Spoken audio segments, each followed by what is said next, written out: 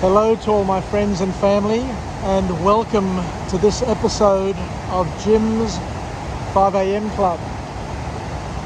As you can see, there's been a bit of rain around Sydney, and the Parramatta River is an absolute torrent. Didn't rain for long, but it certainly pelted down throughout the day. And you can see here the ferry wharf is flooded, and the river is all churned up, and you can feel the power of the water coming downstream. What I'd like to do today is take you through yet another book summary on Jim's 5am Club, and I thought that this location, this backdrop, would be a beautiful way to highlight and showcase the beauty of this city that we live in, as well as the variability and how things can transform in a moment. So the book summary that I want to go through today is entitled This is Water, an apt book, an apt description, and it's written by an author named David Foster Wallace. This is Water. So it's a little bit of an esoteric sort of title, and a book that'll take us on a bit of a journey. But I just can't believe the power of this water. When you look a little bit further up, you can see the water moving, but once it hits the weir here, it really starts to show the force and the power that it's able to generate. So let's just dig into this book summary today and see where it leads us, what we can learn. And the author kicks off the book with a bit of a description here, where he says that you can spend your whole life accepting our natural default ways of thinking, or choose another worldview. Choose to see the world through new eyes, through different eyes. So an interesting sort of way of, thinking about things. But this book basically looks a little bit deeper into our cultural nuances, the things that we inherit, the views that we inherit, the ways that we are manipulated in some ways to accept other people's views. And it gives us an opportunity, it invites us. It's a call to action to also consider that you also can have your own view that you've created yourself, and which is just as valid as any other person's view that you hear on the media, you read in books, and is passed down from generation to generation. Because the author says that it's up to each and every one of us to construct our own meaning, our own empowering meanings from the experiences that we have in our lives, and to make intentional choices, to make deliberate choices, and to make conscious decisions in terms of what we accept and what we allow into our lives. Because at the end of the day, our thoughts, our rules, our worldview can either be a prison or a freedom, a nirvana.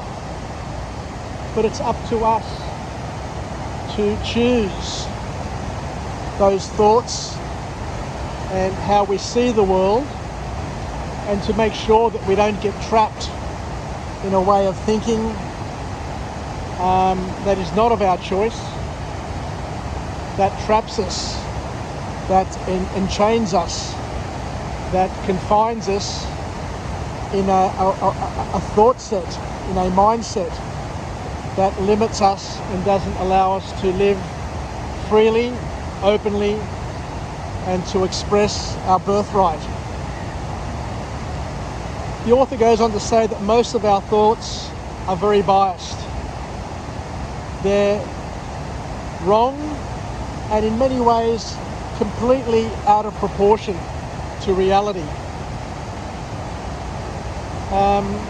He also goes on to say and to express very, very beautifully and aptly that each and every one of us gets to view a slither of life from time to time, from moment to moment.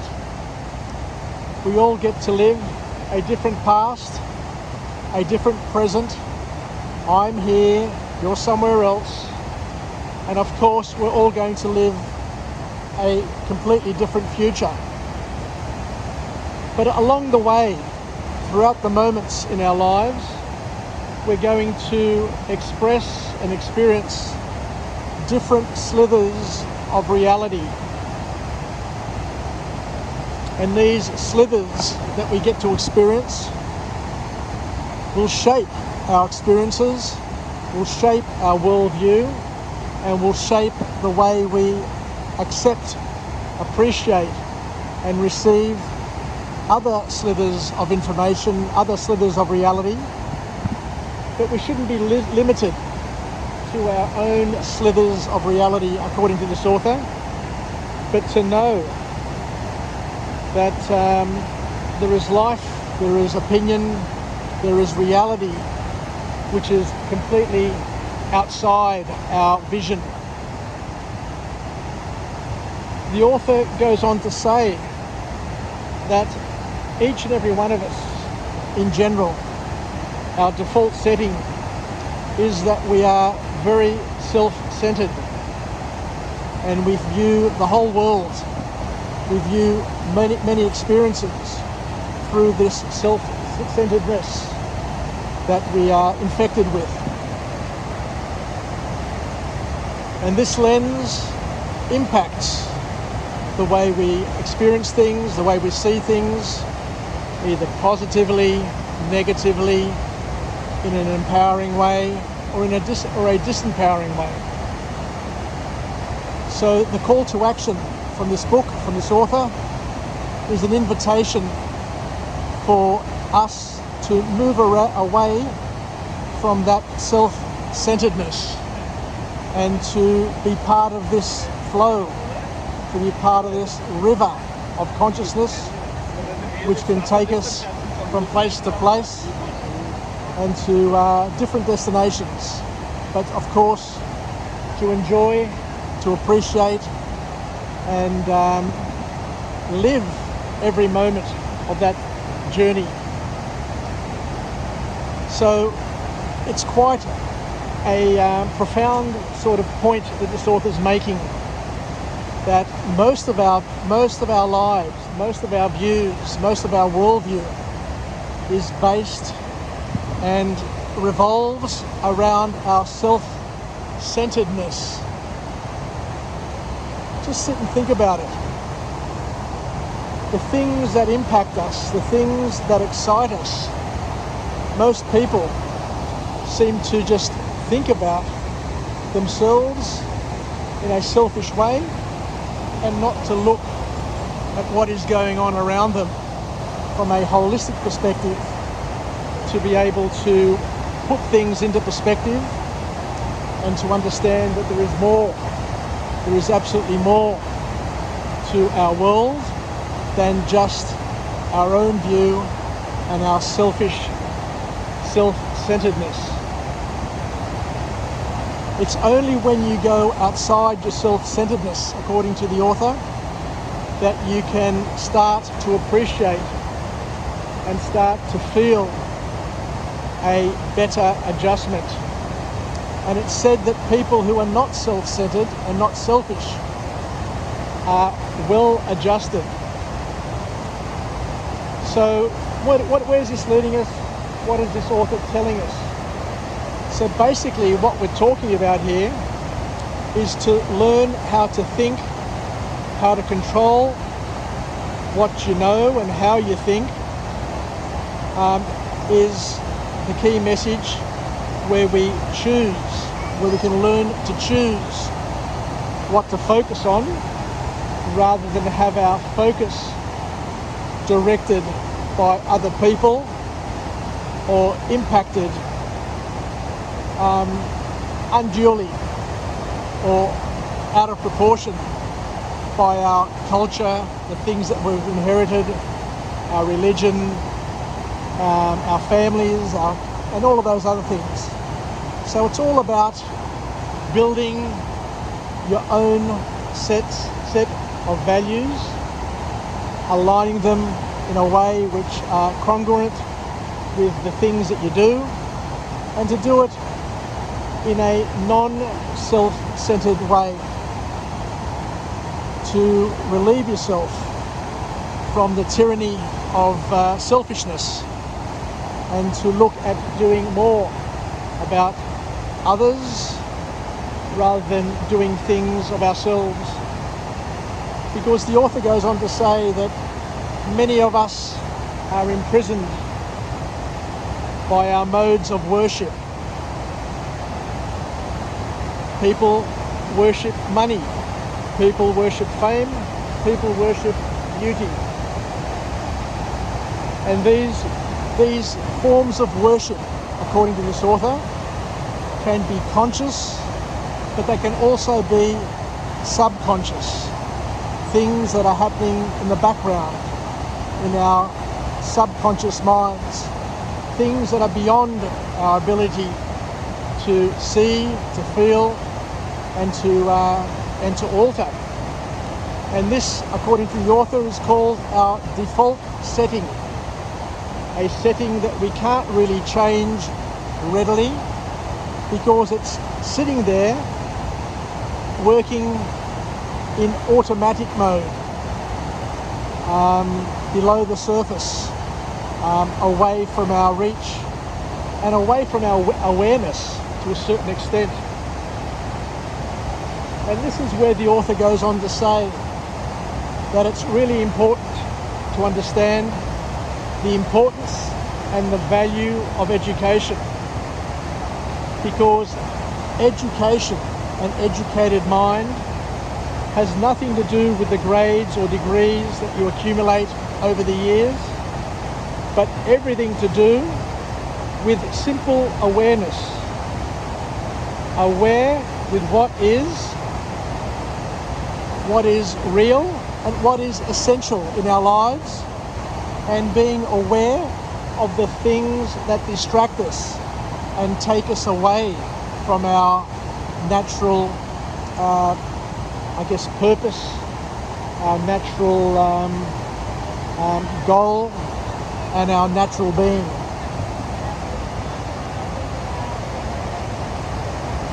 The author goes on to say that the call to action for each and every one of us, from a Christian perspective, is to love, serve, and worship God first and foremost, and to serve mankind, to serve each other, to love, to care, to sacrifice for others, because it's through sacrifice, through selflessness, is where salvation, where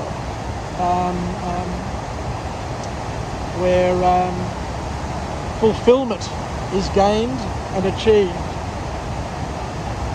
I remember years ago reading a book entitled The World Less Traveled, where the author, Scott Peck, said that love is an action word, and love is the giving of oneself, the giving up of oneself for the benefit of someone else. Got a few rats down here as well. Unbelievable. Anyway, as we were saying, Scott Peck, in his book, The World Less Traveled, talked about the importance of understanding the action of love, and the action of love is to give of oneself. Just like this river is giving of itself, is flowing and not holding on to itself, but giving freely. And as Scott Peck said in his book, it's all about sacrifice, it's all about giving, it's all about doing for others and being part of somebody else, being connected with something else, and being part of something bigger than oneself.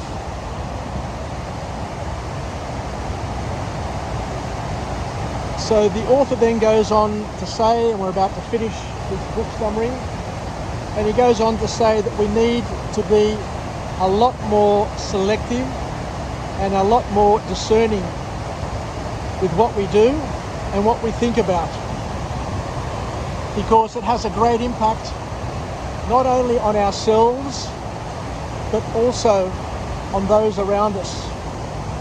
If we spend all of our time being selfish and just thinking about the things that are just going to serve us, then what we're doing in effect is we're stealing from those around us, because it's only through working collaboratively and collectively that we're able to harness the energy and the power to be able to do better things and more things. Because as Steve Covey once said, as a child you grow up learning the importance of dependence. You're dependent on your parents, you're dependent on your teachers, your siblings and others. And then you get to a point where you become a teenager, where you learn to become independent, where you don't want the help of anybody around you because you're more than capable, or you think that you're more than capable of doing the things that you need to do to achieve the goals you want to achieve. But he says the ultimate form, the ultimate level is when you grow older, you grow wiser, you gain experience, and then you realize that the highest form of living is where you become interdependent, where you depend on others and they depend on you, and it's an ebb and flow. One feeds the other.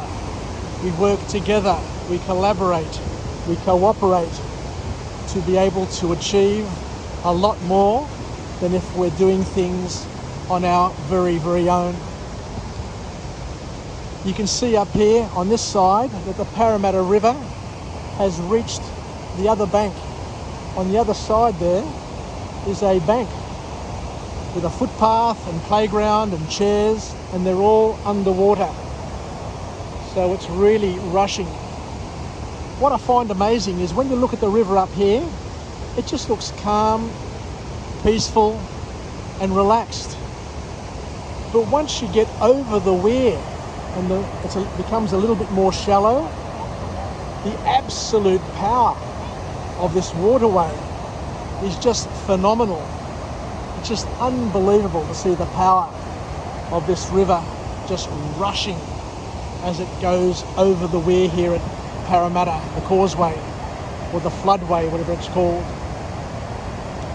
So thank you very much for joining me on this episode of Jim's 5am Club, where I come to you from the banks of the mighty Parramatta River on this day where we've had a little bit more rain than usual, but it doesn't take much. It doesn't take much to get this river flowing and expressing its mighty self. So once again, I look forward to coming to you from another place with another message of empowerment.